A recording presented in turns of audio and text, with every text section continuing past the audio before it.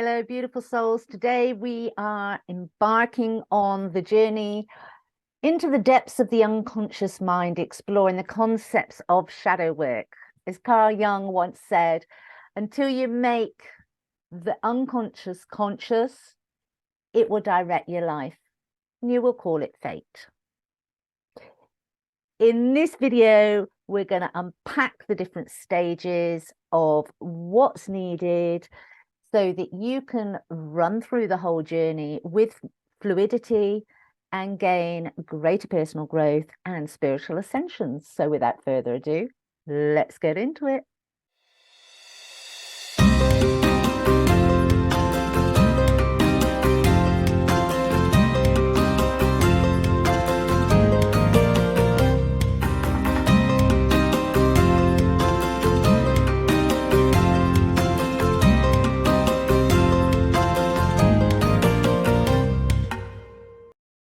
Hi, and welcome to Oak Law Door. For those of you that don't know me, my name is Claire Attio. For those that are returning subscribers, thank you, thank you, thank you. Before we get into the different stages, I want to just impart the information that, yes, Carl Jung has been instrumental. His work has been instrumental in us recognizing the need to do the shadow work in the modern world. But it has to be said that in indigenous cultures, they would send their adolescents, as their children came into adolescence, they would send them on a quest, a spiritual quest. And within that spiritual quest, there would have been huge amounts of shadow work that they would have to have conquered, mastered, understood about themselves before they moved into adulthood fully.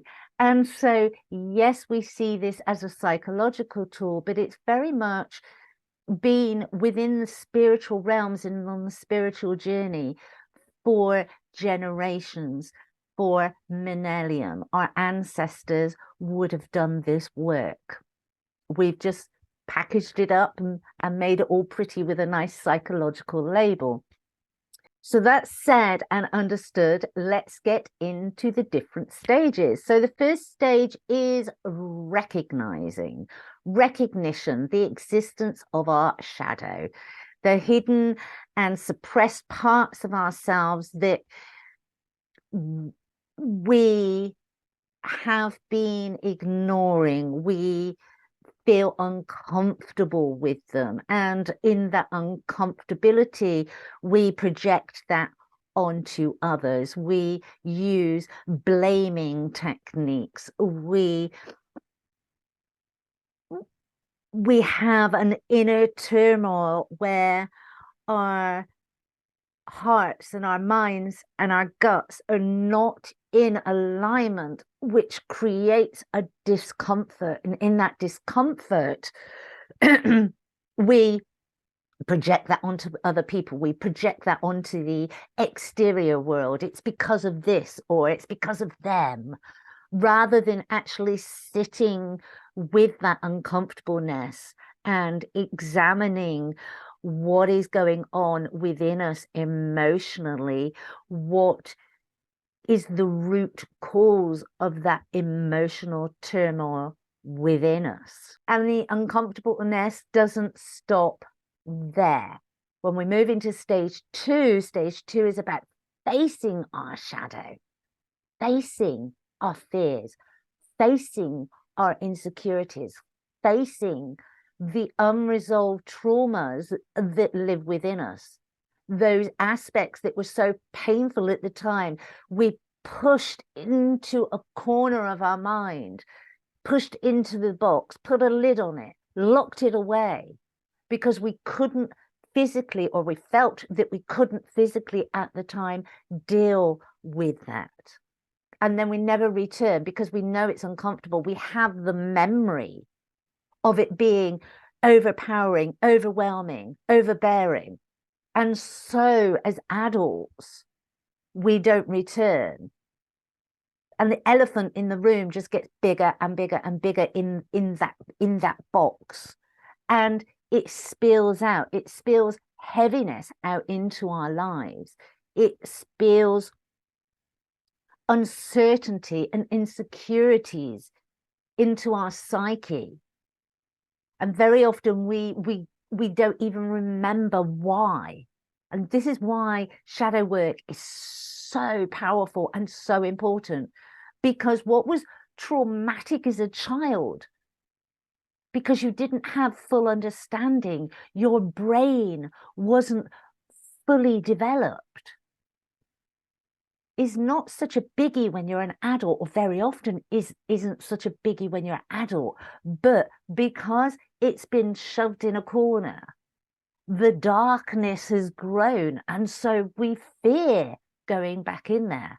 But very often when we take the time, when we do the introspection, when we do the shadow work, when we sit with it, when we decide that we're brave enough to face it, we look at it and we laugh. Because what we thought was going to be really difficult, what we thought was going to be really painful, what we thought was going to be insurmountable, is very often, with the mentality and the eyes of an adult, very insignificant. And yet we carried that baggage. We allowed that to negatively affect our lives as adults for years, possibly. Stage 3 is a little gentler. Stage 3 is the acceptance and the compassion. Once we have faced our shadows, once we've faced those fears, the next step is cultivating compassion for ourselves, acceptance of the situations, rather than judging ourselves harshly, rather than sitting there going, oh, that was ridiculous, why didn't I do that sooner? We acknowledge the fact that we weren't ready sooner. We didn't feel that we had the strength sooner. We didn't give ourselves the time sooner. It's all about divine timing. You will know when you feel confident, when you have the energy to do this work. And then it's just allowing yourself. This is where the fluidity comes into place. Just allow yourself, as these aspects come to you, just allow it to take place. Give yourself the time and the space to do the work. Very often our shadow selves don't show up until we start on the spiritual journey, because we're bringing in that light, and the more light there is, the darker the dark aspects look. And so it's giving yourself the love, the acceptance, the compassion, and being okay with where you are right now at this moment, which takes us into stage 4, which is the integration. Okay, and this is why the compassion, while stage 3 is so important, because we don't want to banish that dark side of ourselves. We don't want to banish those shadow sides of ourselves. We want to incorporate them. We want to integrate them. We want to, it's what I call taming the ego. It's bringing those aspects, loving those aspects. And this is where the unconditional love part comes in, because we love all of us, not just the nice bits, not just the fluffy, pretty bits.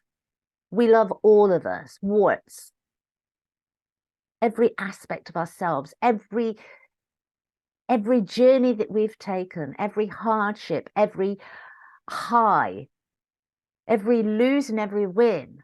We incorporate that into ourselves. And this process is really good to get through this process with journaling. Because if you allow yourself, if you can get yourself into a meditative state and allow your higher self, your connection to divine and that higher self, get out of the ego and just allow the words to flow from you and onto the paper, you will get a really authentic perspective of who you are. And it's through that authentic, I'll get my words out. It's through that authentic perspective that we move into stage 5, which is a transcendence.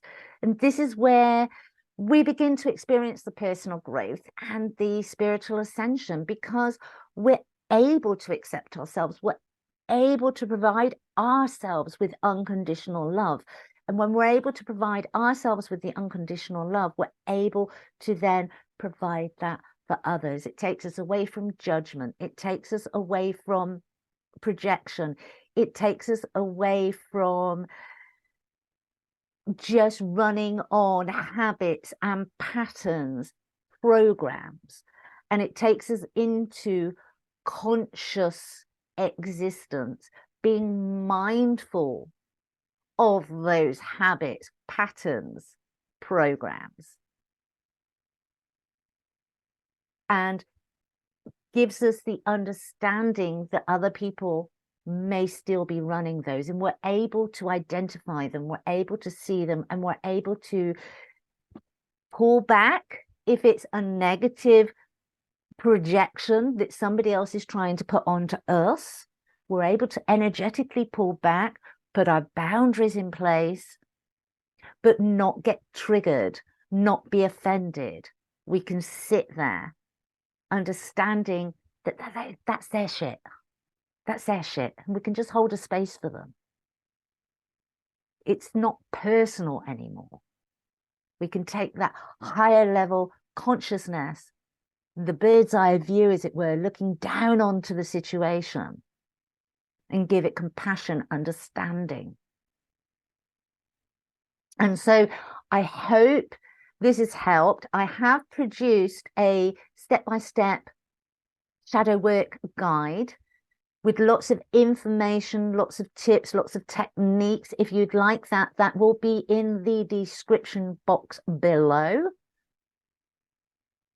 And if you've gained value from this video, please like, share, and subscribe if you haven't already done so. Until next time, bye-bye.